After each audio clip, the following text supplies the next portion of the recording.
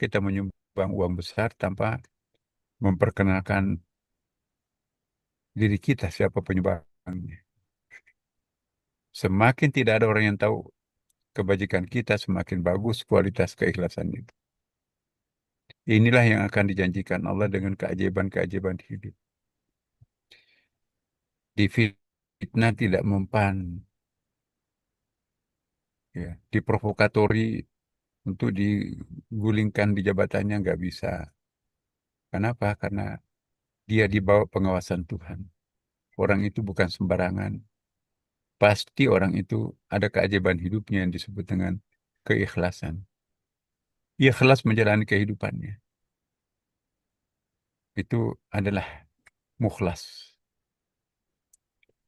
Jika ia dipuji sedih, ya Allah, kenapa ada orang yang tahu kebaikan ke saya?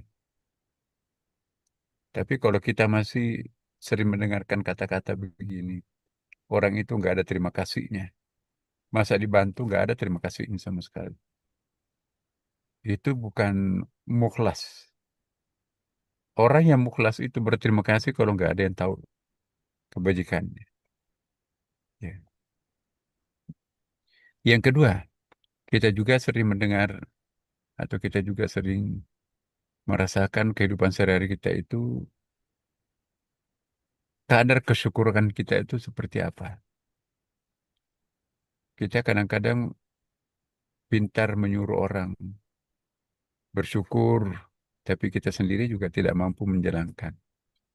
Nah, syukur dalam Al-Quran itu juga bertingkat-tingkat, Bapak Ibu. Ada syukur dalam pengertian syakur, ada dalam pengertian syukur. Apa yang dimaksud syukur? Syukur itu dari akar kata syakara yashkuru, sebetulnya artinya memuji, sama dengan hamidah yahmadu, tahmid, memuji. Jadi kalau ada orang memuji, mulutnya memuji, hatinya tidak, maka itu bahasa agamanya itu tamadah. Mulut manis tapi hatinya pahit itu tamadah. Kalau hatinya manis, semanis dengan yang keluar dari mulutnya, maka itu namanya tahmid. Maka itu alhamdulillahi rabbil alamin. Segala puji hanya untuk Allah. Jadi bagaimana pujian itu diucapkan, diungkapkan dengan mulut sama manisnya dengan apa yang kita rasakan dalam hati. Itu namanya tahmid. Jadi kalau kita mendapatkan kenikmatan, alhamdulillah, itu bertahmid namanya. Belum bersyukur. Syukur itu kalau kita action, ada aksi di situ. Misalnya, kita dipromosi menjadi hakim agung, menjadi hakim kepala kantor pengadilan atau apalah promosi jabatan. Kita mengatakan kepada teman-teman, sebetulnya saya bersyukur kita mendapatkan perhatian pemerintah, pejabat, pimpinan. Sebetulnya jabatan ini bukan untuk saya sendiri, bukan kayak ini kerja tim, ya. Tapi karena memang harus hanya satu orang yang menjadi pemimpin di satu tempat ini, dan sebagai tanda terima kasih saya, syukur saya mengajak teman-teman nanti untuk datang ke rumah untuk dinner atau besok pagi kita makan siang di rumah. Ada ucapan doa selamatan. Itu namanya syukur. Jadi kalau kita dikasih karunia ilahi, alhamdulillah, itu bukan bersyukur, itu baru bertahmid. Tahmid itu manakala diiringi dengan pembagian, berbagi kita kepada orang lain. Walaupun orang itu tidak membutuhkan, tetapi sebagai tanda syukur kita, kita ajak. Menggembirakan orang karena prestasi yang kita peroleh, maka itulah yang disebut dengan syukur. Nah, syukur ini terbagi dua. Ada syukur, ada syakur. Mensyukuri nikmat Allah itu disebut dengan syukur. Seperti contohnya tadi. Kalau syakur itu mensyukuri apa saja yang datang dari Allah. Termasuk kalau musibah yang datang, musibah pun juga disyukuri. Difitnah disyukuri. Sakit disyukuri. Pokoknya apapun yang datang dari Allah itu disyukuri. Nah, inilah yang disebut dengan syakur. Inilah yang disebut dalam Al-Quran, wa qalilun min ibadiyas syakur. Hanya sedikit sekali di antara hambaku yang sampai ke tingkat syakur. Yang banyak itu adalah syukur. Lebih banyak lagi adalah tidak bersyukur. Jadi mari kita menguji diri kita. Apakah ada peningkatan iman pada diri kita? Kalau kita sudah bersyukur, alhamdulillah. Tetapi jangan bangga, jangan puas. Di atas syukur itu masih ada syakur. Iya. Kalau kita ditimpa penyakit, alhamdulillah. Kenapa bersyukur? Anda kan penyakit, ada musibah. Ya. Ada hadis Nabi. Satu hari dilanda penyakit demam, akan diampuni dosanya orang itu selama 1 tahun. Ya. Tidak muncul suatu musibah yang menimpa seseorang, walau seperti duri yang menusuk tumitnya orang itu, ya, melainkan itu pencuci dosa masa lampau. Kalau kita difitnah orang, alhamdulillah. Untung bukan saya seperti itu, tukang fitnah. Kalau kena musibah, alhamdulillah. Jadi yang disyukuri bukan hanya nikmat, tetapi apapun yang datang dari Allah itu dia syukuri. Maka itu kalau ditimpa musibah tersenyum. Ini surat cinta Tuhan. Sekian lama aku diberikan kesempatan, kesehatan, ketenangan, kedamaian oleh Allah. Nah, hari ini aku mendapatkan kebalikannya. Ini peringatan dari Allah. Aku diminta untuk lebih dekat lagi. Bukankah musibah itu adalah undangan lebih cepat kita penuhi dekat dengan Allah, jauh melampaui ujian kenikmatan itu sendiri. Di mana ada musibah, di situ ada lubang cepat menjumpai Tuhan. Tapi di mana ada kenikmatan, di situ ada kesulitan untuk mendekati Tuhan. Coba kita rasakan Bapak Ibu, teman-teman semuanya. Mana lebih cepat kita mengingat Tuhan? Diuji musibah atau diuji kenikmatan?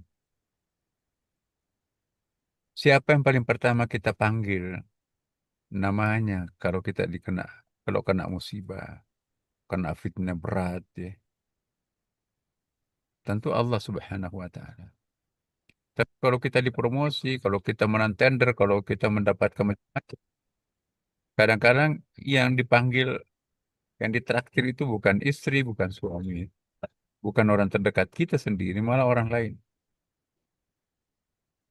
Nah, jadi sesungguhnya hanya karena kita tidak tahu filosofi apa di balik musibah itu, penderitaan itu, kekecewaan itu, maka kita merasakan eh, adanya sebuah kegetiran hidup ya. Tapi kalau kita sadar bahwa apa yang kita rasakan adalah sebuah musibah dan kita kembalikan kepada Allah, maka insya Allah itu nanti akan menjadi kekuatan batin buat kita. Artinya begini, musibah itu adalah surat cinta Tuhan kepada seorang hambanya. Sekian lama kita diundang untuk mendekatkan diri kepada Tuhan, naik ke langit. Tidak pernah kita naik ke langit. Biasanya musibah itu yang mengingatkan kita. Tidak pernah sholat, tidak pernah melakukan kebaikan-kebaikan. Tapi begitu anaknya meninggal, ya, begitu dipecat, wah dekat dengan Tuhan. Pada hakikatnya musibah itu adalah kenikmatan. Puncak kenikmatan itu manakala orang itu dekat dengan Allah Subhanahu wa taala. Jadi kalau kita tidak dekat dengan Tuhan itu pada hakikatnya itu musibah. Musibah ialah eh, sesuatu yang menimpa diri kita yang menyebabkan kita dekat dengan Tuhan. Yang jauh dengan Tuhan. Jadi kalau nikmat itu menjauhkan diri kita kepada Tuhan, maka kenikmatan itu adalah musibah. Tapi sebaliknya, kalau musibah itu mendekatkan diri kita kepada Allah, maka sesungguhnya musibah itu adalah kenikmatan. Asa anta karahu syai'an wa huwa khairul lakum. wa santuhibbu syai'an wa huwa syarrun lakum. Boleh jadi menurut kita itu adalah eh, buruk, tapi di mata Allah itu baik. Boleh jadi menurut kita itu adalah eh, apa namanya baik, tapi di mata Allah itu buruk. Hanya karena kita tidak tahu apa rahasia di balik itu semuanya, maka kita menjerit, ya. Tetapi kalau orang dekat dengan Tuhan, musibah tidak lagi ada perbedaan respons dengan kenikmatan. Diuji musibah, dia sabar; diuji kemewahan, dia bersyukur. Ya, inilah yang perlu kita rasakan sekarang ini. Apakah kita merespon musibah itu berlebihan? Apakah kita merespon kenikmatan itu berlebihan? Ya. Jadi semakin berjarak antara kenikmatan dan penderitaan, maka semakin tipis iman orang itu. Tapi semakin tipis jarak antara kenikmatan dan penderitaan, maka makin kuat, semakin tebal keimanan seseorang. Kalau ada orang diuji penderitaan menjerit, diuji kemewahan dengan mabuk, menandakan orang itu imannya sangat tipis, imannya sangat dangkal. Ya. Bukankah penderitaan dan kenikmatan itu semuanya dari Allah? Bukankah dunia ini hanya tempat menanam kehidupan kita sejengkal, kehidupan abadi kita nanti di akhirat? Jadi persepsi kita tentang musibah dan kenikmatan, penderitaan, ini perlu kita betulkan dalam kehidupan kita. Kita kadang-kadang memerlukan anjing menggonggong kafilah berlalu. Tidak peduli apa orang lain mengatakan. Misalnya ada kisah Nabi Yusuf. Berdoanya begini. Rabbi sijnun wahabbu ilaihi. Ya Allah, penjara aku lebih sukai daripada hidup di gemerlapnya istana. Penjara bisa terasa surga dan istana bisa terasa neraka bagi orang yang beriman. Maka itu ketika Nabi Yusuf dipaksa menjadi pejabat di kerajaan, dia memilih menolak, akhirnya di penjara. Ya Allah, aku lebih menikmati hidup di penjara ini daripada hidup di gemerlapnya istana. Kenapa? Karena kalau di istana yang senang itu adalah fisik, tapi kalau di penjara adalah yang senang adalah batin. Di sana tidak ada makanan haram, di sana tidak ada orang yang terbuka. Di istana di situ macam-macam penampilan ada di gemerlapnya. Jadi itulah sedikit tentang ukuran-ukuran kehidupan, kriteria keimanan. Yang ketiga, kita juga seringkali berhadapan dengan ujian-ujian. Nah, seberapa besar ujian itu kita respon? Apakah kita sabar atau tidak sabar? Nah, Innallah ma'asabirin, sesungguhnya Allah bersama dengan orang sabar. Yang lainnya mengatakan, Innallaha yuhibbus sabirin, sesungguhnya Allah mencintai orang-orang yang bersabar.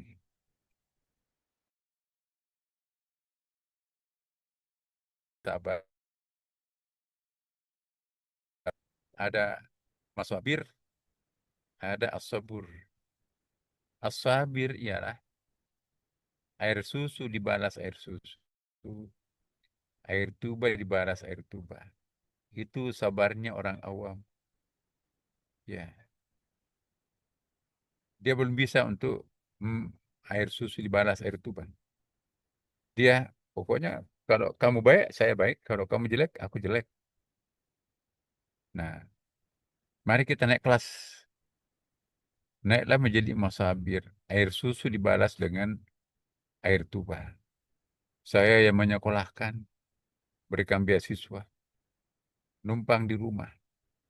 Saya mencarikan pekerjaan. Ya, Sekarang sudah punya pekerjaan. Giliran saya minta tolong, aduh nggak bisa. Bahkan cenderung cuek. Kecewa kita kan. Masya Allah, orang ini tidak punya perasaan. Dia menjadi seperti itu karena aku. Kok pembalasannya seperti ini? Nah, kalau kita mengungkapkan itu dan kalau kita kecewa dengan itu, berarti kita masih as-sabir. Tapi kalau kita diam, ya biarin aja. Hidup ini memang pemandangannya seperti itu. Itu kita meningkat menjadi al-musabir. Ya, al-musabir ialah sudah siap menerima kenyataan sekalipun itu pahit. Air susu dibalas dengan air tuba. Sekian lama mereka berbuat baik tapi dibalas dengan kebalikannya. Maka itu kalau kita sabar, orang itu disebut al-musabir. Tapi masih ada di atasnya apa yang disebut dengan as-sabur. Sama dengan nama Allah. Asmaul Husna yang terakhir itu kan as-sabur. As-sabur itu ialah air tuba dibalas dengan air susu. Ini lebih parah lagi. Kalau yang kedua tadi, air susu dibalas air tuba, ya prosesnya lama lah. Ya. Tapi kalau ini, barusan ditolong, ya, atau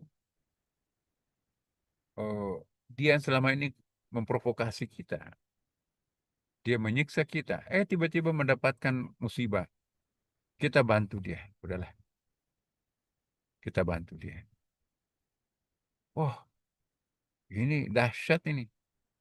Barusan dikasih eh, fitnah segala macam, tetapi kok malah diperlakukan seperti itu, dibantu, nggak ya nggak apa-apa. Kita kembali ke titik nol. Nah, itu luar biasa. Inilah yang disebut dengan as-sabur. Air tuba dibalas air susu. Nah, sekarang kita di mana ini? Apakah as-sabir, apakah al-masabir, atau as-sabur? Sangat sederhana, contoh-contoh konkret untuk mengukur kualitas keimanan kita. Ya. Nah, Bapak Ibu sekalian, maka itu kita juga perlu mengevaluasi eh, kadar pengabdian kita kepada Allah Subhanahu wa taala. Apakah kita masih orang awam atau meningkat menjadi ahlu ta'ah atau meningkat lagi menjadi ahlu ibadah atau sudah sampai kepada ahlullah. Nah, orang awam itu Bapak Ibu, nanti kalau pimpinannya salat, sampai di masjid, salat Jumat, wah, dia juga salat Jumat itu. Hanya karena malu sama mertuanya dia salat. Tapi bukan kehendaknya untuk salat, dia didorong oleh rasa malu. Nanti apa kata orang tua? Kalau saya nggak sholat, apa kata pimpinan? Ternyata ini orang nggak sholat, nggak benar. Masa pimpinannya sholat dia nggak? Padahal dia seorang muslim loh misalnya. Nah itu adalah orang-orang awam. Orang awam itu nggak merasa menyesal kalau meninggalkan kewajiban. Ya. Tapi ada yang lebih rendah dari itu. Orang awam, yaitu munafik. Sudah tidak melakukan kewajiban, dia ejek orang yang pergi ke masjid. Pak Ustadz, ah, apa itu surga? Eh, Makan dulu lah. Orang sudah mati, ngapain nggak bisa hidup lagi. KTP-nya Islam, tetapi menghina orang yang melakukan ibadah. Itu di bawahnya awam. Itu disebut dengan munafik. Itu disebut orang-orang yang musyrik lah itu. Bahkan kafir. Tuh. Muslim KTP-nya tapi kafir perbuatannya. Jangan seperti itu. Nah kalau sudah awam lumayan. Sudah ikut-ikutan salat. Awal-awal Ramadan puasa. Tapi cari alasan sakit, baru banyak kerjaan, nggak puasa lagi. Dan dia nggak ganti puasanya itu. Orang awam banget tuh.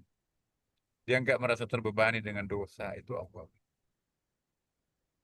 Lama-kelamaan, dia sadar. Akhirnya dia melakukan ketaatan. Semua salatnya dilakukan. Ya, taat. Tidak ada lagi absennya. Tetapi salatnya itu hanya sekedar melakukan ketaatan. Khusyuknya enggak, macam-macam pikirannya tuh. Kadang-kadang juga masih melakukan dosa. Tapi taat ya. Aktif melakukan ibadah, tapi aktif juga melakukan dosa. Kebanyakan ya orang-orang kita seperti ini. Ya, yang hidup dalam milieu kultur Islam, rajin dosa, tapi rajin juga melakukan ketaatan. Orang seperti ini disebut dengan ahlul ta'ah. Tidak ada yang ditinggalkan sholatnya, bahkan haji beberapa kali, umrah beberapa kali. Tapi jalan terus dosanya juga. Selingkuhnya jalan, korupsinya juga jalan, bahkan juga menikmati juga eh, dosa-dosa yang lain. Cuman bahkan punya pondok pesantren, punya masjid, tapi aktif melakukan dosa. Itu disebut dengan ahlu ta'ah. Ibadahnya belum menukik untuk memberikan pengaruh rem untuk menahan diri tidak berdosa. Nah, kalau orang sudah meningkat bukan lagi ahlu ta'ah, tapi sudah meningkat ahlul ibadah, benar ditinggalkan apa yang dilakukan perintah semua, tidak ada satu perintah pun yang ditinggalkan. Ini disebut dengan ahlul ibadah. Melakukan itu bukan karena ada mertuanya, bukan karena ada pimpinannya. Dia terdorong oleh sebuah kesadaran, bahkan ke masjid, kadang-kadang juga nangis, meratapi dosa masa lampaunya. Ya. Dia tanpa pamrih. Orang ini disebut dengan ahlul ibadah. Sedih sekali kalau dia melakukan dosa. Ya. Maka itu dia mandi tobat lagi, beri fakir miskin 40 orang kalau dia melakukan dosa besar. Sangat-sangat sedih kalau melakukan dosa. Itu disebut dengan ahlul ibadah. Tapi ada lagi yang disebut lebih tinggi dari ahlul ibadah, yaitu ahlullah. Kalau ahlul ibadah itu masih menyadari bahwa ini wajib, ya, ini dosa kalau kita tinggalkan, ini masuk neraka ini. Ini kalau mau masuk surga lakukan ini. Nah kalau ahlullah itu nggak ada istilah surga neraka. Dia melakukan itu semuanya karena itu dia mencintai Allah. Dia melakukan ketaatan itu bukan karena takut neraka, bukan karena ingin surga. Kalau ahlul ibadah masih takut neraka, dampingi masuk surga. Dan ibadahnya itu dihubungkan dengan surga dan neraka. Kalau kita nggak puasa nanti masuk neraka. Dia berpuasa. Jadi mereka melakukan eh, ibadah itu masih dirasakan beban. Tapi kalau ahlullah itu dia enjoy. Ya, kalau kita menikmati ibadah, maka itulah yang disebut dengan ahlullah. Kita yang menanti salat sebelum azan kita datang ke masjid menjemput salat. Tapi kalau ahlul ibadah, salat yang mengingatkan kita. Apa nama? Azan yang mengingatkan kita untuk salat. Begitu azan pergi ke masjid. Kalau ahlullah sebelum azan dia memperingatkan petugas masjid, Mas, tarhim dulu 5 menit lagi ini. Oh iya Pak, makasih. Nah, ukurannya pada diri kita. Kapan kita merasakan ibadah itu menjadi beban, maka kita masih ahlu ta'ah. Ya. Kapan kita sudah tidak merasakan ibadah itu sebagai suatu beban, maka kita ahlul ibadah. Tapi kalau kita melakukan ketaatan itu karena ingin masuk surga takut neraka, itu masih ahlul ibadah. Tapi kalau kita sudah tidak lagi peduli surga atau neraka, semua kita lakukan karena kita enjoy. Why do you pray? Because I enjoy. Ya. Why do you pray? Because we have to pray. Kalau we have to, kita harus sholat. Itu ahlul ta'ah, ahlul ibadah. Ya. Kalau dari ahlul ibadah, ahlul apa namanya, ahlullah. Nggak ada urusan surga neraka. Pokoknya inna salati wa nusuki wa mahyaya wa mamati lillahi rabbil alamin. Semuanya hanya untuk Allah. Ya. Seberapa besar banyaknya harta yang masuk, maka seberapa besar itu pula kita sedekahkan kepada orang lain. Tidak lagi 2,5% ukuran-ukuran zakat itu kan. Kita senang melihat orang lain itu bahagia. Tidak peduli apakah 50%, kalau perlu 100%, besok dapat rezeki baru lagi. Nah, kalau orang masih mikir-mikir, oh ini kan sudah lebih dari zakat ini. Udah sedekahnya sudah 30%, padahal zakat itu kan cuma 25%. Masih ada hitung-hitungannya kepada Allah. Masih ingat zakatnya, infaknya, sedekahnya, jariahnya, usyurnya, humusnya berapa. Udah lebih dari cukup ini. Udah cukup dulu. Nah, itu masih ahlul ibadah. Tapi kalau ahlullah nggak peduli. Dia nggak hitung berapa jumlah bantuannya kepada mereka yang butuh.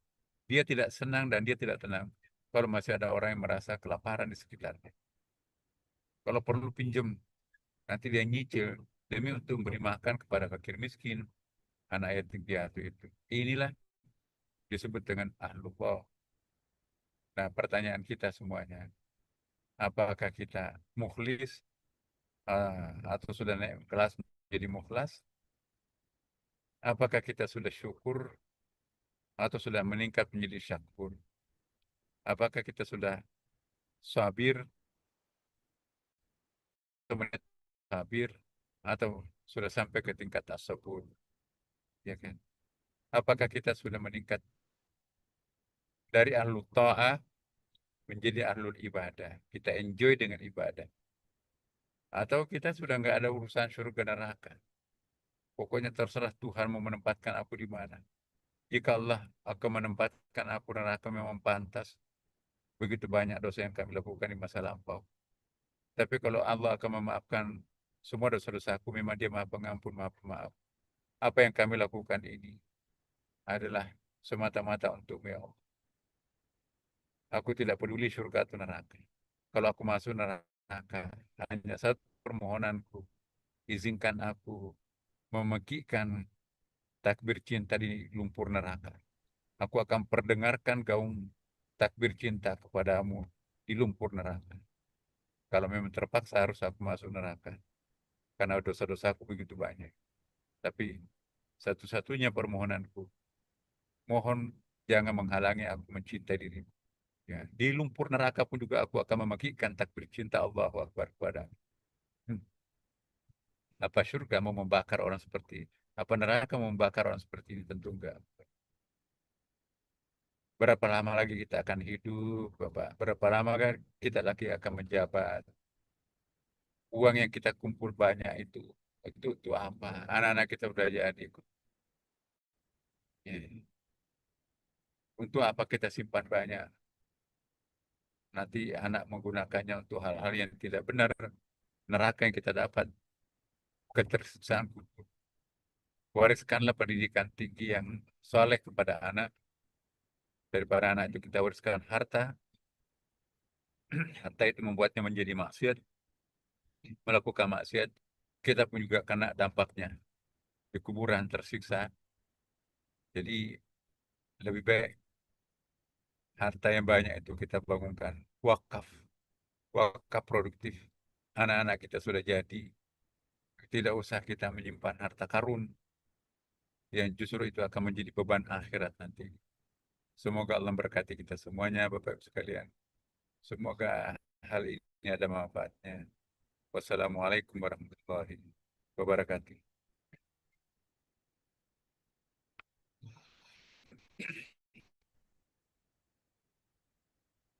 Mic-nya belum dibuka, Pak. Assalamualaikum Waalaikumsalam warahmatullahi wabarakatuh. Terima kasih banyak jazakumullah Pak Menteri atas nasihat-nasihat yang barangkali secara tajam agar membawa kita untuk menjadi orang-orang yang soleh secara pribadi, sehingga ketika kita soleh secara pribadi, mudah-mudahan kita juga dapat mewujudkan keadilan, kesolehan secara sosial, dan mudah-mudahan ini menjadi inspirasi kita, bekal kita dalam mengemban tugas sehari-hari. Baik, selanjutnya masih ada waktu kepada para peserta seluruhnya. Kalau ada yang mau ditanyakan dalam kesempatan yang baik ini, kami persilahkan Bapak Ibu. Silahkan Bapak Ibu, para peserta, jika ada yang akan barangkali dipertanyakan, sharing dalam kesempatan yang baik ini, kami persilahkan. Halo Bapak, Ibu. Izin Bapak, Sudah udah ada ada yang yang tunjuk raise tangan hand, Bapak. Bapak. Oh baik, mohon maaf ya. Iya, iya, iya.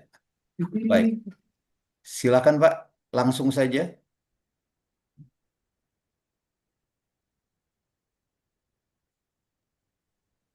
Izin Bapak, yang pertama bisa dengan Pak Andi. Silakan Pak Andi, silakan. Terima kasih Pak Jarkasi. Terima kasih eh, Puang Nasaruddin Umar. Eh, izinkan saya bertanya, eh, iya Anureta boleh boleh Pak. Ya. Eh, dalam kesalehan hakim, eh, khususnya hakim yang beragama Muslim, tentunya eh, harus mempedomani eh, apa yang ada dalam hadis dan Al-Quran. Hakim dalam sependek pengetahuan saya, tidak ada profesi ataupun tidak ada eh, pekerjaan yang diatur dalam Al-Quran ataupun hadis kecuali hakim. Kecuali hakim. Karena hakim diidentikan dengan pemimpin. Ada beberapa hal yang mungkin cukup mengganggu ataupun menjadi pertanyaan dalam hati kecil saya. Yang pertama yaitu terkait dengan adanya dalam hadis di mana Rasulullah melarang orang meminta jabatan. Salah satunya itu dalam hadis Nabi Muhammad SAW bersabda kepada Abdurrahman bin Samurah, "Wahai Abdurrahman bin Samurah, janganlah engkau meminta untuk menjadi pemimpin atau imarah. Jika engkau diberi jabatan sebagai pemimpin tanpa engkau minta, engkau akan ditolong. Namun jika engkau mendapatkannya dengan meminta, semua akan dibebankan kepadamu." Dalam hadis yang lain, Sahih Bukhari dan Muslim, kami tidak akan memberikan jabatan ini kepada orang yang memintanya atau berambisi kepadanya. Itu yang pertama, Prof. Sementara di kekinian di Indonesia khususnya untuk menjadi seorang hakim itu diperlukan dengan pendaftaran. Tidak pernah ada, sependek pengetahuan saya, belum ada hakim yang dimintai untuk menjadi hakim. Mungkin ada kasus Pak Artijo Alkostar waktu itu diminta oleh Prof. Yusril untuk menjadi hakim agung. Namun selebihnya saya tidak tahu karena prosedur pengangkatan sebagai hakim tentunya melalui prosedur pendaftaran. Dan tentunya itu seperti atau dipersamakan dengan meminta jabatan tersebut kepada pemerintah. Itu yang pertama, Puang. Yang kedua, terkait dengan posisi hakim yang ada satu hadis yang mengatakan bahwa barang siapa diangkat menjadi hakim di tengah masyarakat, maka dia bagaikan disembelih dengan tanpa menggunakan pisau.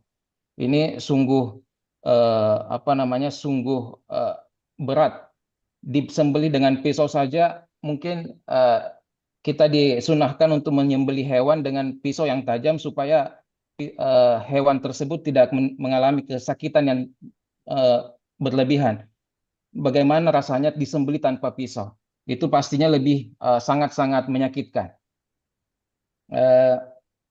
Ini menjadi pertanyaan selanjutnya. Namun tentunya di sisi lain ada juga hadis yang sangat agung menurut saya, sesungguhnya orang-orang yang adil nanti akan ditempatkan di atas mimbar-mimbar yang terbuat dari nur, berada di sisi Allah. Mereka adalah orang-orang yang adil dalam menetapkan hukuman, dalam mengurusi keluarganya, dan orang-orang yang menjadi tanggungannya. Jadi,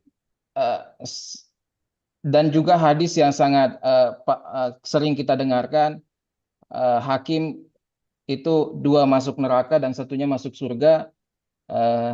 Itu juga menjadi hadis yang familiar yang kita ketahui. Jadi dilematis menjadi seorang hakim.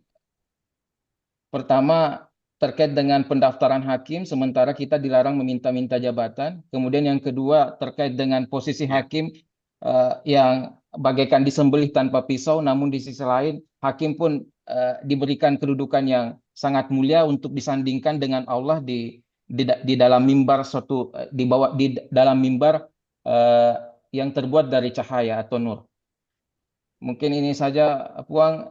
Mohon pencerahannya, Puang, supaya kami kuat dalam menjalankan tugas amanah yang diberikan oleh negara untuk mengemban amanah yang sangat berat ini. Tabe, Puang. Iya, Assalamualaikum warahmatullahi wabarakatuh. Waalaikumsalam warahmatullahi wabarakatuh. Kami langsung persilakan apa? iya. Jadi bukan begitu deh maksudnya di situ ya. Kita lain prosedur, lain meminta ya kan. Kita ada permohonan formal. Jadi kalau itu ditetapkan oleh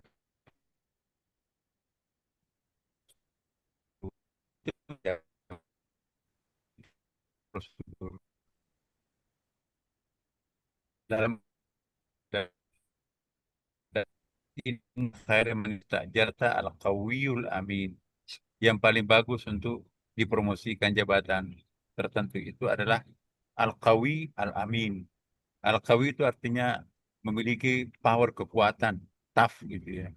Dan al-amin terpercaya. Nah, untuk mengukur al-qawi dan al-amin itu kan ada indikatornya kan. Ada persyaratannya. Syarat untuk bisa disebut orang itu al-qawi apa? Dan syaratnya untuk disebut al-amin, jujur itu apa? Nah, itu ada itu. Jadi saya kira itu bukan pelanggaran ya. Kalau kita memohon untuk jadi hakim, itu prosedur untuk menampakkan diri kita itu bahwa kita memiliki kriteria yang diundang oleh Al-Quran. Ya, itulah yang disebut dengan eh, persyaratan. Jadi lain persyaratan, lain meminta. Jadi jangan khawatir para hakim, ya apapun agamanya. Kalau saya bicara nanti tentang Islam, tapi percayalah bahwa agama lain pun juga merasakan hal yang sama, menyatakan hal yang sama ini. Karena bagi saya semua agama itu lebih banyak persamaannya daripada perbedaannya. Nah, kalau kita memahami agama kita masing-masing, maka pasti kita akan merasakan antara satu agama dengan agama yang lain lebih banyak persamaannya daripada perbedaannya. Jadi kalau kita agak eksklusif, maka kita akan merasakan bahwa agama kita lebih banyak perbedaannya dengan agama lain. Apalagi dalam perspektif hakim ya kan. Kita bicara tentang keadilan itu sangat universal ya kan. Siapa nanti yang akan mendapatkan cahaya mimbar itu ya memang ada banyak hadisnya seperti ini. Itu ada apa ya istilahnya tuh hadis-hadis keutamaan orang-orang yang melakukan yang perfect ya. Tetapi dari kita memang seperti ini, maka itu bukan sebuah dosa dan bukan sebuah persoalan. Insya Allah semua hakim-hakim yang secara prosedural yang kami juga sudah periksa ya teman-teman. Eh, saya juga dari Fakultas Syariah ya. Jadi bagaimana caranya kriteria menjadi hakim. Ada 13 kitab itu kan diwajibkan dulu waktu tahun-tahun 80-an 90-an itu. Itu teks kitab-kitab kuningnya juga tidak ada masalah. Bahkan perempuan hakim itu pun juga tidak ada masalah. Mau jadi laki-laki atau perempuan, eh, kita tidak berpendapat bahwa tidak boleh perempuan jadi hakim. Laki-laki perempuan sama-sama sebagai hamba, sama-sama sebagai khalifah. Nggak ada bedanya laki-laki dan perempuan. Insya Allah, ya saya kira begitu. Jadi jangan khawatir, Adinda tadi ya. Nanti jangan-jangan melakukan dosa. No, hakim itu jabatan yang sangat-sangat luhur yang sangat mulia. Ya, Eh, kalau kita menjadi hakim yang baik, maka yang paling pertama masuk surga itu hakim. Yang paling pertama mendapatkan naungan itu adalah imamun adilun. Oleh para ulama kita diartikan dengan hakim atau pemerintah yang adil. Saya kira gitu. Baik, terima kasih pencerahannya Yang Mulia. Demikian Pak Andi Saputra dari PN Magetan. Kami sapa kemudian kami beri kesempatan selanjutnya kepada Pak M. Burhanuddin Yusuf. Silahkan Bapak. Baik, terima kasih. Mohon izin Bapak Yarkasih dan Bapak Nasaruddin Umar yang kami hormati. Izin Bapak, kami dari Pengadilan Negeri Kota Mobagu, Sulawesi Utara, Bapak. Ada beberapa pertanyaan yang ingin, sebenarnya satu saja sih Pak intinya, terkait pemidanaan.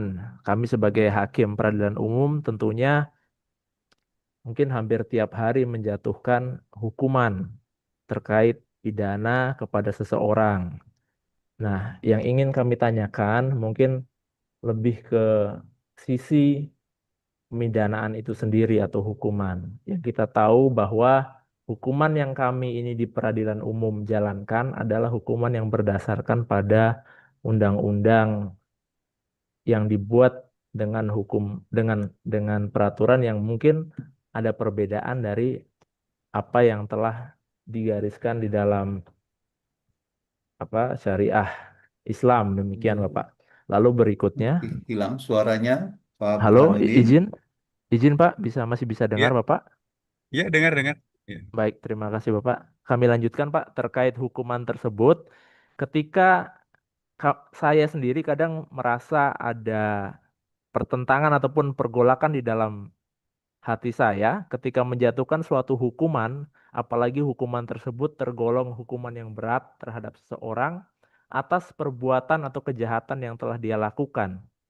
Kadang saya berpikir, apakah hukuman yang saya jatuhkan sebagai seorang hakim ini dapat mempengaruhi hidup seseorang baik di dunia maupun di akhirat untuk menjadi lebih baik. Mungkin dalam hidup di dunia, apakah hukuman yang saya berikan kepada yang bersangkutan ini bisa memperbaiki pribadi dia sehingga dapat bertobat dan segala macam, serta di akhirat apakah hukuman saya ini bisa diperhitungkan untuk mengurangi hukuman yang bersangkutan di akhirat. Kadang kita Hmm. merasa takut ketika kita menghukum tinggi atau berat, tapi takutnya yang bersangkutan ternyata hukuman kita ini tidak diperhitungkan, atau walaupun itu sebenarnya tidak diperbolehkan saya mengandai-andai terkait pertimbangan dari Tuhan atau Allah Subhanahu wa taala, tapi kadang apakah jangan-jangan hukuman yang saya berikan ini sia-sia kepada dia kaitannya dengan perbaikan dia di dunia dan juga dampaknya nanti bagi pengadilan dia di akhirat. Makanya saya ingin mohon petunjuk dari Bapak, kira-kira Ya. bagaimana atau apakah yang seharusnya saya tekankan dalam pikiran dan hati saya ketika menjatuhkan hukuman tersebut sehingga mungkin saya bisa lebih mantap dan tidak merasa bersalah ketika menjatuhkan hukuman kepada seseorang dalam perkara pidana. Mungkin demikian pertanyaan dari saya Bapak. Terima kasih atas kesempatannya. Assalamualaikum warahmatullahi wabarakatuh. Waalaikumsalam. Jadi ini pertanyaan hakim. Beberapa memang berperasaan seperti itu. Tapi saya ingin meyakinkan rekan-rekan para hakim ya. Ijtihad hakim itu kalau benar itu dapat pahala 2. Kalaupun keliru itu dapat pahala 1. Ini hadis Nabi loh. Ya. Jadi asumsikanlah positif. Keputusan.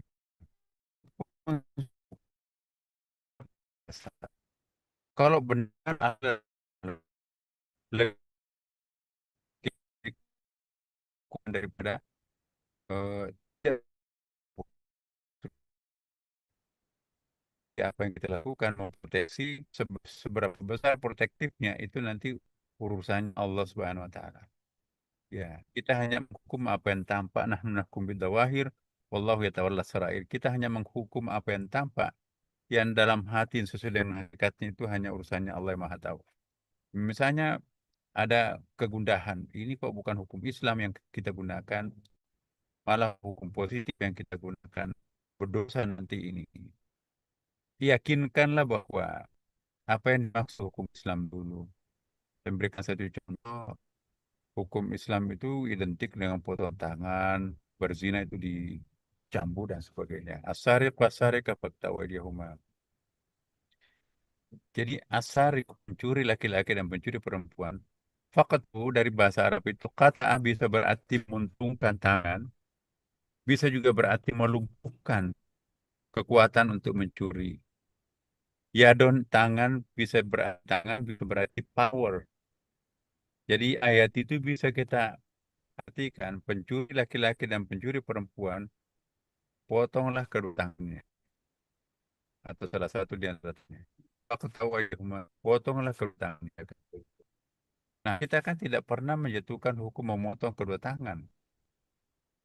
Tapi kita pahami ayat itu, laki-laki dan perempuan, maka tahu kekuatannya untuk mencuri.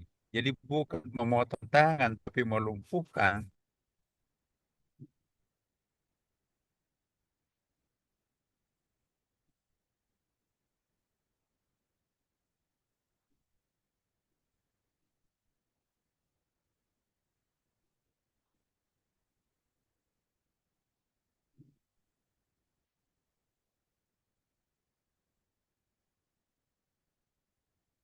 Ya, ya. Saya lanjutkan ya, Pak. Ya. Oh, Baik, sudah. masih ada waktu, Pak. Saya lanjutkan. Kami beri Ya. kesempatan yang ketiga. Ini saya lihat dari tadi nih, Ya, Ibu sebentar, Winwood. Pak, sebentar.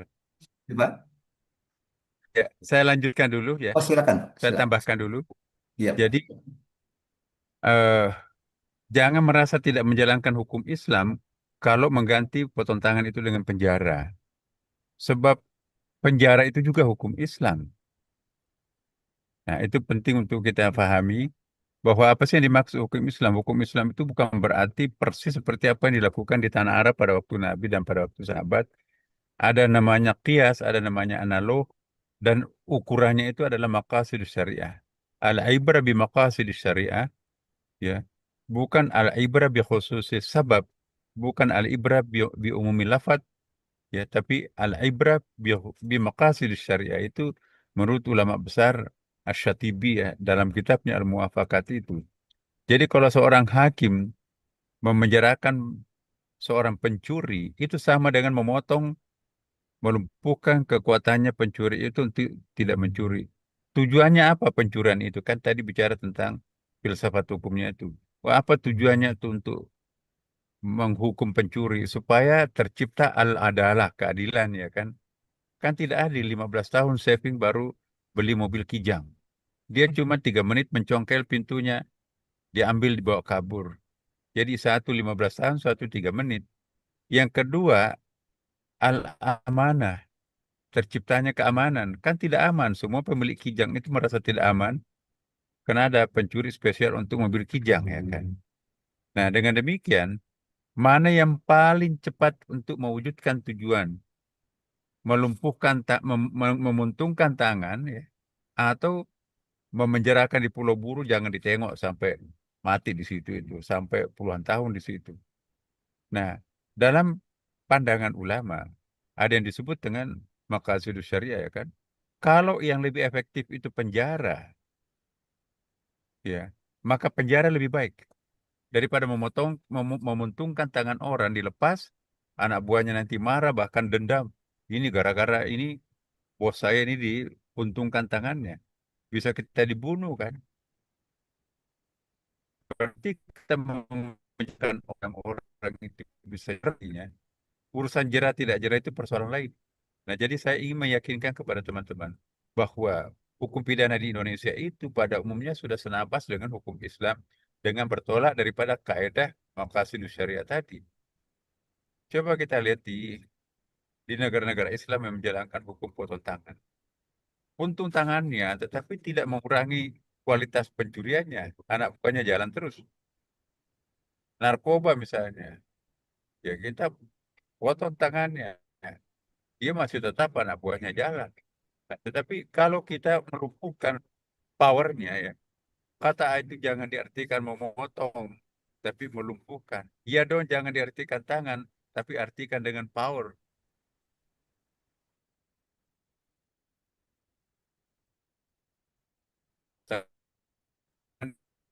Artikan tangan, tapi powernya Tuhan di atas power manusia. Jadi asari kuasari, pencuri laki-laki dan pencuri perempuan, lumpuhkanlah kekuatannya untuk mencuri dengan cara apa? Ya, pulau burukan atau penjarakan.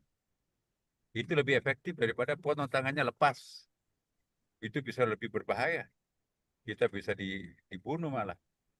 Nah, jadi itu maqasid syariahnya menjadi pertimbangan. Saya kira begitu. Baik, terima kasih Pak Menteri pencerahannya. Kami berikan kesempatan yang ketiga yaitu Bapak Marza Twido. Silakan Pak Marza. Baik, terima kasih kesempatannya. Assalamualaikum warahmatullahi wabarakatuh. Assalamualaikum. Berkaitan dengan keikhlasan ini, Bapak, saya sebenarnya agak kesulitan untuk membedakan kapan kemudian kita itu harus ikhlas dan kapan kemudian kita itu harus menuntut hak. Misalkan kita eh, punya suatu hak, terus kemudian ketika kita tagih kemudian sudah dijanjikan hak itu akan diberikan, tetapi sampai detik ini belum diberikan, itu lebih baik diikhlaskan atau dituntut. Ini yang saya agak kebingungan. Kurang lebihnya, terima kasih. Wassalamualaikum warahmatullahi wabarakatuh. Waalaikumsalam warahmatullahi wabarakatuh.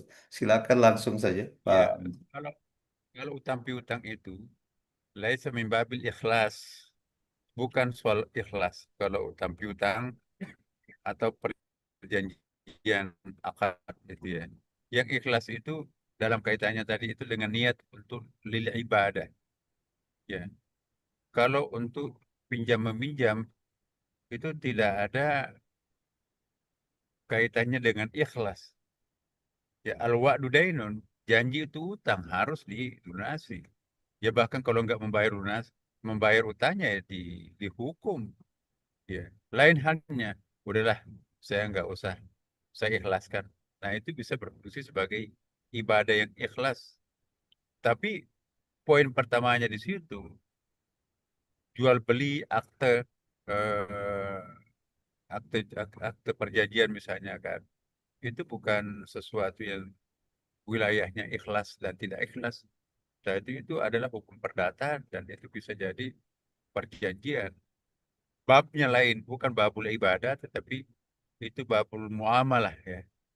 Nah kalau babul muamalah itu definisi ikhlas lain. Ya saya udah ikhlaskan, gak usah bayar deh. Percuma juga, anak-anaknya juga nggak bakalan ya saya ikhlaskan. Ya itu ikhlasnya itu terpaksa, kita mau bilang apa. Tapi kalau urusan menyumbang ke masjid, pondok pesantren, membebaskan anak yatim piatu di sekitar rumah kita, itu memang itu babul ibadah, bukan babul muamalah. Nah, jadi jangan khawatir, Bapak. Tidak termasuk orang yang rusak keikhlasannya kalau kita melakukan tindakan-tindakan tertentu, kalau itu bab tentang muamalah, bukan bab tentang ibadah. Tapi muamalah bisa kita naikkan ke tingkat ibadah kalau kita memaafkan mereka. Udahlah Bapak, percuma juga Anda bayar. Saya sudah banyak kekayaan yang lain. Udah nggak usah bayar, lupakan saja. Itu ikhlas. Tapi kalau kita juga butuh, apalagi jumlahnya banyak, jangan dong diikhlaskan itu. Tidak berdosa kita kalau menagih itu. Tidak rusak akidah kita kalau kita tidak mengikhlaskan mereka. Itu bukan bab ibadah, tapi bab muamalah harus dibayar. Saya kira gitu. Baik, terima kasih Pak. Kemudian masih ada waktu. Kita beri kesempatan lagi untuk bertanya Pak Purwo Widodo. Silakan Pak Purwo. Terima kasih, moderator. Terdengar suara saya, Bapak? Ya, ya. Ya. Terima kasih, Profesor. Saya ingin bertanya berkaitan dengan apa namanya dalam kehidupan hakim itu kan ada beberapa pengaturan atau peraturan berkaitan untuk hidup sederhana. Bahkan baik pemerintah pun juga memberikan anjuran supaya hakim itu hidup sederhana, Prof. Namun pada prakteknya tertangkap tangan untuk melakukan korupsi dan sebagainya karena terkait pola hidup yang mungkin bukan sederhana lagi. Bagaimana hakim yang disebut sebagai benteng terakhir dalam penegakan hukum hakim itu membentengi dirinya untuk supaya tidak apa ya tergoda dengan kehidupan duniawi itu bagaimana, Prof? Terima kasih, Prof. Hmm. Baik. Nah, inilah kelebihannya hakim ya. Mendapatkan suatu martabat sangat mulia di mata Allah ketika berada pada kondisi yang serba salah seperti itu. Kalau menghukum, dia bisa dicopot oleh intervensi kekuatan luar. Ada power yang luar biasa, minta dia supaya membebaskan. Tapi kalau dia tidak melakukan tindakan sesuai dengan kehendaknya, berarti dia nanti apa ya? Pertama ada dua, melanggar hukum itu sendiri, ya. Tapi dia tenang hatinya. Tapi kalau dia memvonis orang itu salah, dia nanti akan dicopot atau dipindahkan. Bisa saja terjadi hal seperti itu. Nah, disinilah martabat seorang hakim. Kalau salah, seorang hakim yang luar biasa, dia tidak pedulikan apapun yang terjadi pada dirinya demi untuk keadilan. Nah, itulah hakim yang luar biasa. Mau tekan dari mana juga, mau dicopot, mau di apapun juga. Nah, itu akan mendapatkan keistimewaan dari Allah. Nah, tapi kalau kita berlindung di bawah tekanan itu sampai kita tidak menjatuhkan hukum seperti apa yang kita yakini kebenaran, maka itu kelemahan pada hakim yang bersangkutan. Berarti dia lebih takut kepada makhluk daripada sang Khaliknya sendiri. Seorang hakim lebih utama takut kepada Tuhannya daripada takut kepada makhluk Tuhannya. Pimpinannya itu adalah makhluk, tapi yang memerintahkan keadilan itu adalah Allah Subhanahu wa taala. Bagaimana kalau ada win-win solution, jalan tengah? Satu sisi kita tetap menjatuhkan hukuman, tapi tidak maksimum, ya. Tapi pada sisi lain juga kita selamat, tidak dipindah, tidak diganti, atau tidak dikenakan tidak di blacklist lah seperti itu. Nah, itu pun juga masih termasuk adhaful iman ya. Nah, begitu kita menjatuhkan diri kita, pilihan kita sebagai hakim, ya, hakim yang sebenar-benarnya adalah tidak ada ketakutannya kepada makhluk, ketakutannya hanya kepada Sang Khalik. Even itu adalah penjahat yang bisa berakibat untuk membunuh keluarganya, anak-anaknya, segala macam, dan banyak kejadian kan seperti itu, yaitu resikonya sebagai seorang hakim. Tapi percayalah, hakim yang menjalankan kebenaran seperti itu, insya Allah itulah yang akan mendapatkan kemuliaan-kemuliaan di sisi Tuhan, di dunia maupun di akhirat. Dan kita kembalikan kepada Allah, jangan terlalu takut juga, karena kalau kita terlalu takut, ya belum tentu kejadiannya kok. Yakinlah kalau kita menetapkan kebenaran, maka Tuhan akan memihak kepada kita. Ada kemukjizatan yang Allah akan berikan kita. Jadi jangan kita lebih takut kepada makhluk daripada Sang Khalik itu sendiri. Insya Allah kalau kita melakukan dengan lillahi ta'ala demi kebenaran, maka Tuhan yang akan mengawasi kita. Wa makaru makarallah wallahu khairul makirin. Sebesar apapun daya upaya rekayasa mereka mencelakakan kita, tidak akan ada yang bisa mengalahkan rekayasanya Allah Subhanahu wa taala. Idh yaqulu li sahibihi la tahzan innallaha ma'ana. Jangan takut, jangan khawatir, Allah bersama kita. Itu ada jaminan dalam Al-Quran. Saya kira begitu. Baik, terima kasih pencerahannya, Bapak Menteri. Kesempatan selanjutnya yang barangkali yang terakhir ini kami berikan kesempatan kepada Hakim Perempuan, ya, Ibu Winwe dari PN Penajam. Kami persilakan Ibu Win. Ya, Assalamualaikum warahmatullahi wabarakatuh. Salam. Waalaikumsalam. Ya, saya mau bertanya di sini. Saya ada beberapa pertanyaan. Yang pertama, ini kalau dalam case-nya ada hakim yang ibadahnya baik, tapi dosanya itu dia jalan, entah itu korupsi atau mungkin selingkuh atau mungkin dosa-dosa yang lainnya. Terus memberikan putusan yang tidak adil. Ada juga yang hakim ibadahnya kurang baik, tapi kinerjanya baik, dia adil, tidak korupsi, tidak selingkuh. Nah, itu kalau tanggapan dari Pak Menteri seperti apa? Itu yang pertama. Kemudian yang kedua itu bagaimana statusnya atau nilai dosanya jika ada orang yang menggunakan hasil kejahatannya mungkin dari korupsi untuk tindakan-tindakan amal, misal memberikan santunan kepada anak yatim di panti asuhan atau membangun tempat ibadah seperti itu. Nah, itu seperti apa? Kemudian yang selanjutnya adalah mengenai yang tadi hutang itu tidak ada kaitannya dengan mengikhlaskan, tapi saya pribadi itu diajarkan oleh orang tua bahwa kalau kamu hutang, kamu harus siap untuk tidak uangnya Iya, kembali. Jadi harus siap kurang. ikhlas. Tapi Jelas jadi ya saya tadi ya. terapkan bahwa ke orangnya saya nggak bilang saya ikhlas. Saya tetap meniatkan hutang. Kan berarti akadnya adalah hutang. Tapi di dalam hati saya pribadi sendiri yang tidak saya keluarkan ke yang berhutang kepada saya itu, bahwa saya itu mengikhlaskan seperti itu. Jadi ada dua niat yang di hati saya seperti ini, yang kepada orang yang berhutang itu seperti itu. Nah, itu apakah diperbolehkan? Itu saja pertanyaan saya. Wassalamualaikum warahmatullahi wabarakatuh. Waalaikumsalam warahmatullahi wabarakatuh. Jadi yang pertama agak-agak kurang jelas tentang keadilan tadi. Poin saya kalau merasa agak salah tangkap ya. Iya, Keadilan yang kita gunakan keadilan mas. Keadilan menurut keyakinan hukum kita itu yang kita pegang. Ya, kalau sudah berijtihad sedemikian rupa referensinya juga ada.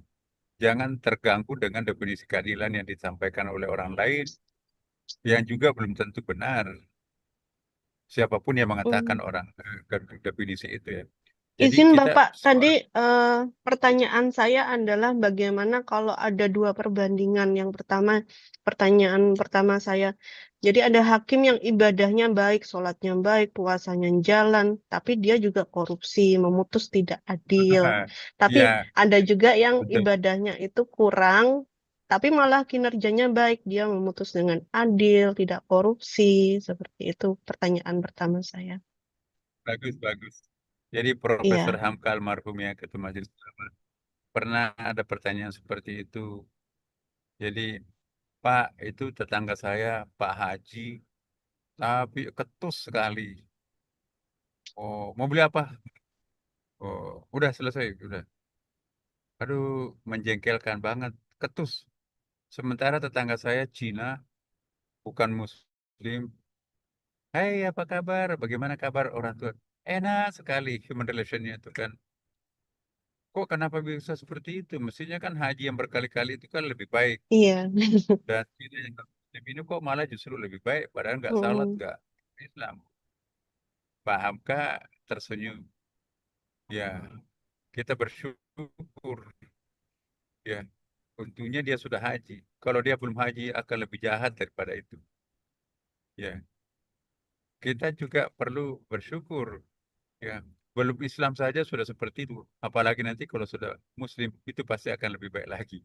Itu cara menjawab pertanyaan seperti itu mungkin tidak memuaskan penanyaannya, tetapi bagi kita itulah pemandangan makhluk Allah ya. Ada orang yang seharusnya tidak melakukan hal itu, mengingat ibadahnya sangat kuat, tetapi kok malah justru melakukannya. Ada orang Mm. imannya setengah-setengah, tetapi malah justru lebih konsisten. Nah, jadi itulah eh, misteri dalam kehidupan ini. Iya. Ya, jadi saya kira kalau kita terbiasa melakukan pelanggaran, maka tidak ada kaitannya dengan iman. Orang terbiasa selingkuh sekalipun ibadahnya seperti apa, selingkuh juga.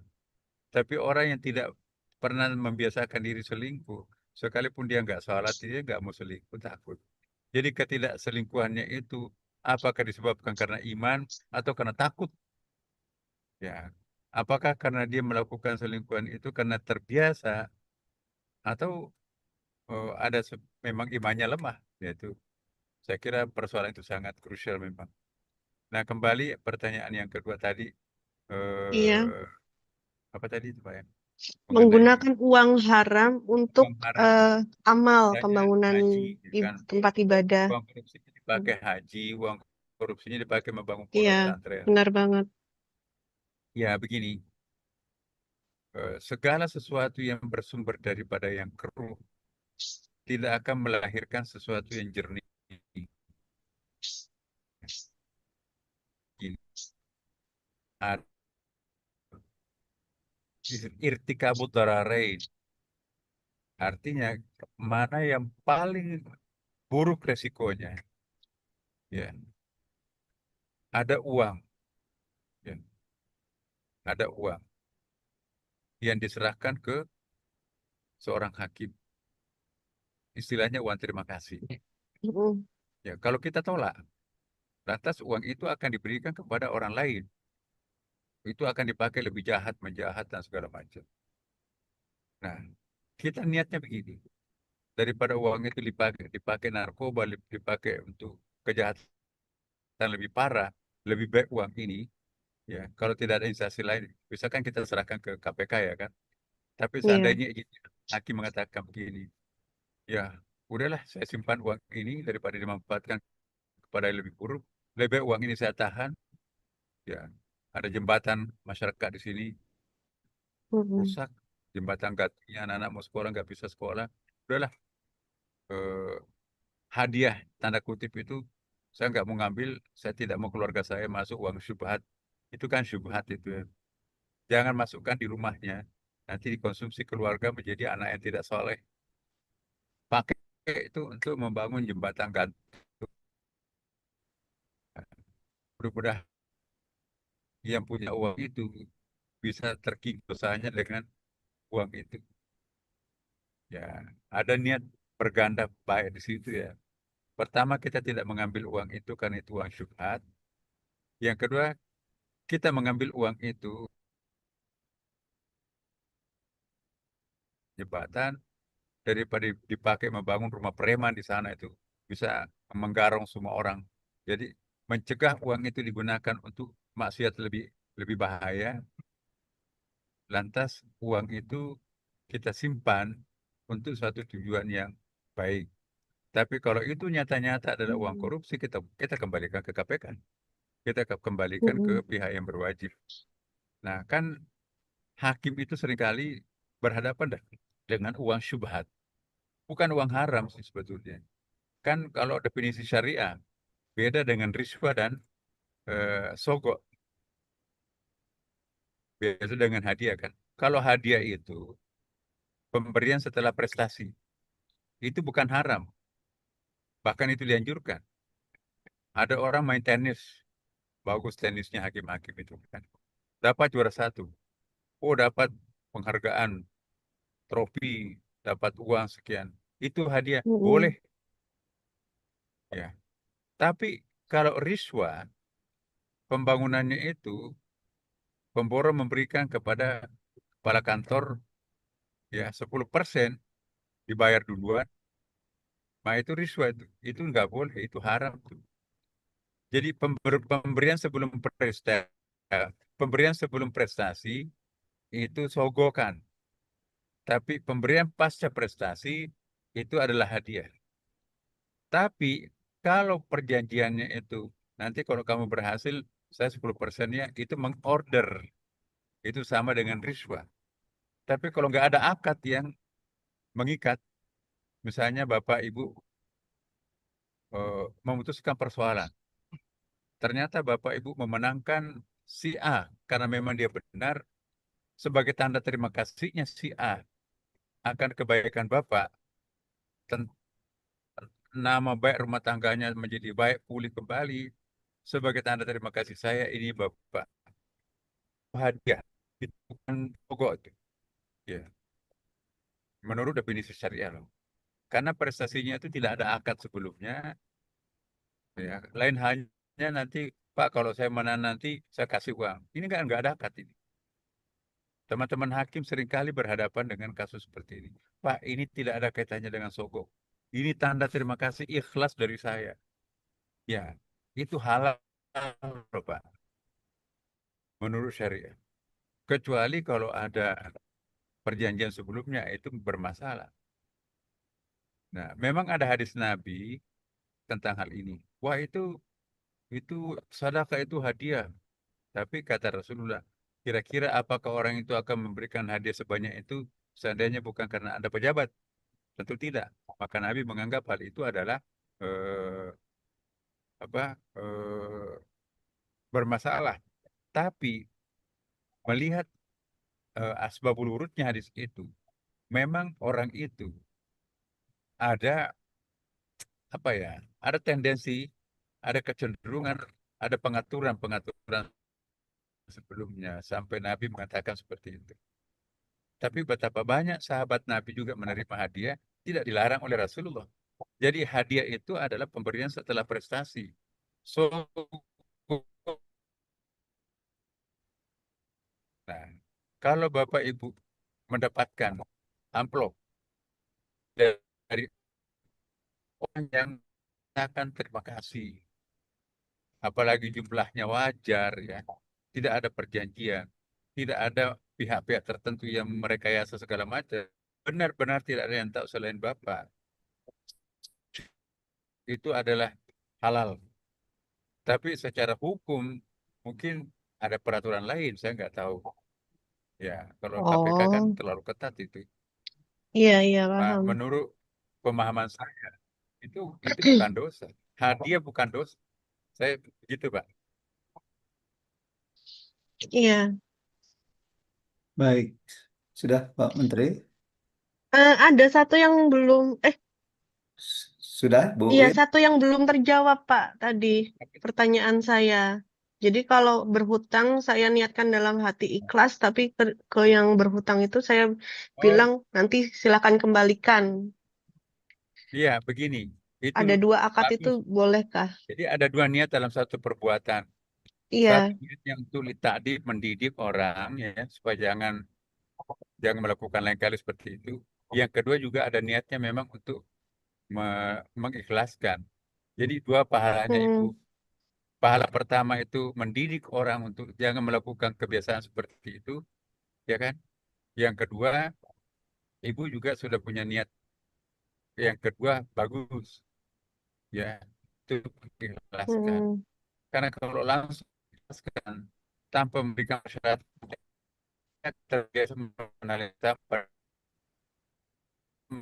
ada yang disebut usul begitu dengan sadus syariah, mencegah sesuatu yang bisa menimbulkan keburukan, kedaruratan atau ya kejahatan. Itu sadus syariah. Jadi supaya orang itu tidak menjadi kebiasaan, maka kita berikan pendidikan. Hmm. Jadi misalnya kan gini, gratis, serba gratis itu kan juga tidak mendidik orang seenak-enaknya ya menjadi permisif. Hmm. Wah, jadi kita juga harus mendidik orang itu untuk melakukan ikhtiar. Jangan serba gratis. Ikhtiarnya itu walaupun sangat murah, mudah ya.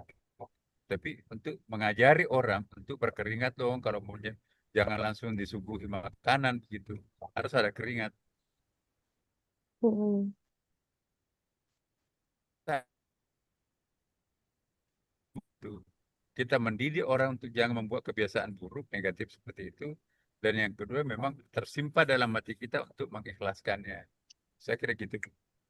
Baik, terima Baik, kasih terima atas kasih. pencerahannya, Pak Menteri, Bu Mimin. Demikian, sebenarnya di belakang kita nih masih ada Pak Giri, ada 4 lagi, Pak Jatmiko, Pak Wahyu, dan Pak Giri. Namun waktu kita sudah dibatasi oleh waktu, Pak. Ya, jam 5, sekarang sudah jam 17.30.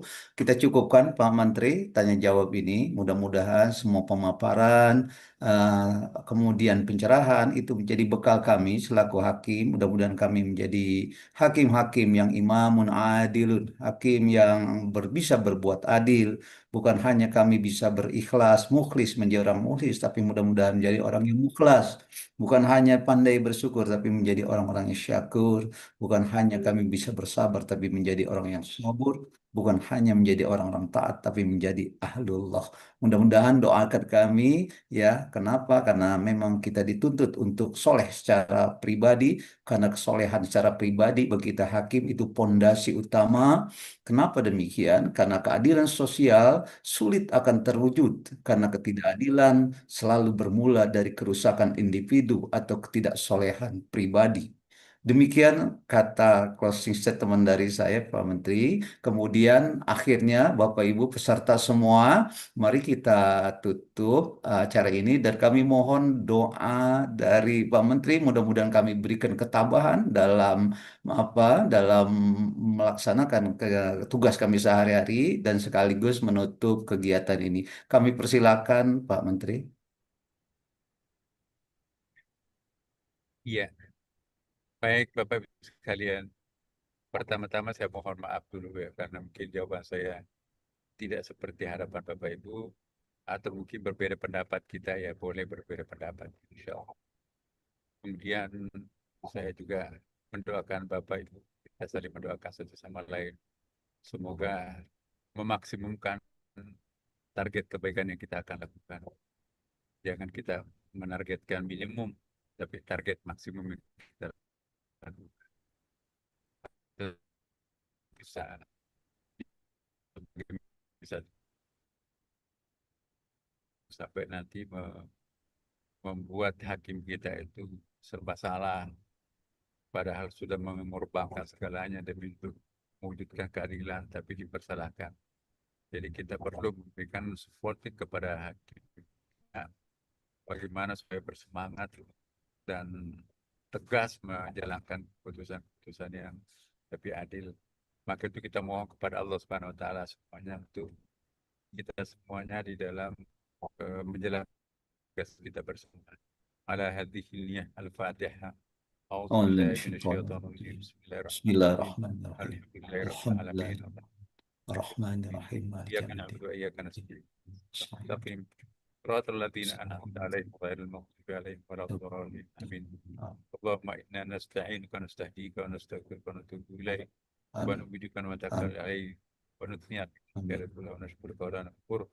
Allahumma iyyaka na'budu wa laka nusalli wa nasjudu wa ilaika nas'a wa nafad. Narju rahmataka wa nakhsha 'adzabak. Inna 'adzabaka jaddatul kuffar. Allahumma ya Allah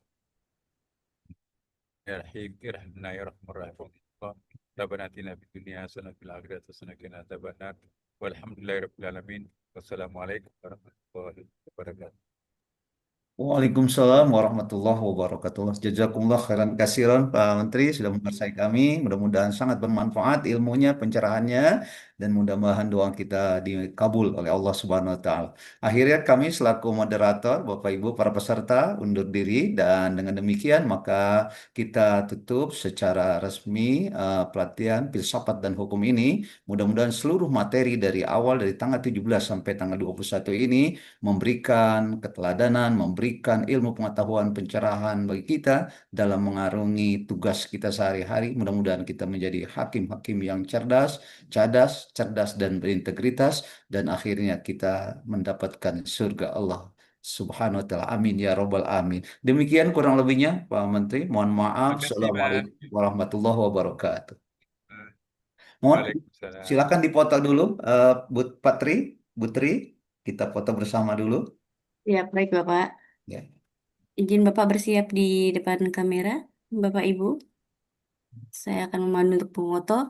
Izin 1, 2, 3. Pakai korpu. Oke, boleh Bapak. Izin Bapak, ini ada sekitar 7 layar Bapak. Saya sekali lagi 1, 2, 3. Oke, satu lagi 1, 2, 3. Oke, untuk layar yang selanjutnya 1, 2, 3. Ditahan dulu Bapak Ibu, sekali lagi 1, 2, 3.